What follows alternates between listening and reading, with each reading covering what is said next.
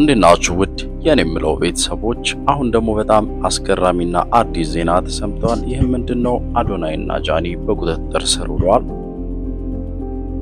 በ2018 የኢትዮጵያ ዓመቱን የቲክቶክ አዋርድ በ4 ዋንጫዎች በማሸነፍ የመኪና ልዩ ተሸላሚ በመሆን የሚታወቀው ወጣቱ ቲክቶከር አዶናይና ወጣቷ ቲክቶከር ጃኒ በትክክለኛ ስሟ ስመኝ ገብሩ ተብላ የምትታወቀው አመሻሹ ላይ በፌደራል ፖሊስ በቁጥጥር ስር መዋላቸው ተሰምቷል። ሰግጥ በማለት በማህበራዊ ሚዲያ ላይ የሚታወቀው ወጣቱ ቲክቶከር አዶናይ ምሽት ላይ በፌደራል ፖሊስ ቁጥጥር ስር መዋላቸው ተሰምቷል።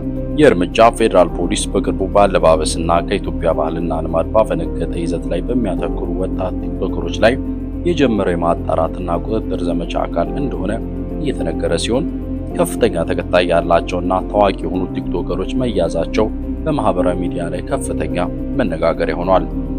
የፖሊስ እርምጃው በወጣቱ ትውልድ የማህበራዊ ሚዲያ አጠቃቀምና ይዘት ላይ ያነጣጠረ ነው ተብሎ ይታሰባል።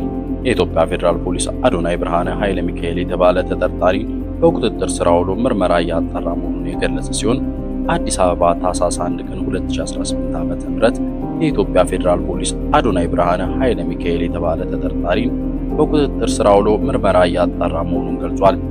አዶናይ ብርሃነ ኃይለ ሚካኤል በቁጥጥር ስር ሊውል የቻለው የኢትዮጵያ ሕዝብ ባህልና መልካም ስነ ምግባር በተቃራኒ በሕዝብ ዘንድ ተቀባይነት የሌለው አስነዋሪ አለባበስ ለብሰው በአደባባይና በቴሌቪዥን ቀጥታ ስርጭት የታዩ 5 ተጠርጣሪዎችን በቁጥጥር ስር በዋሉበት የወንጀል ጉዳይ ጋር በተያያዘ መሆኑን የኢትዮጵያ ፌደራል ፖሊስ አስታውቋል።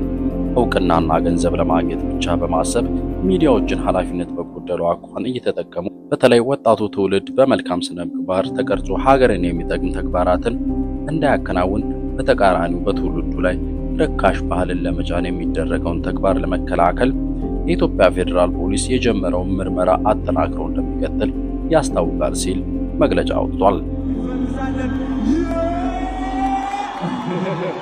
አዶናይ የራሱ እዚሁ ጋር ሞቲቬሽን ለሁላችንም ሰጥቶናል።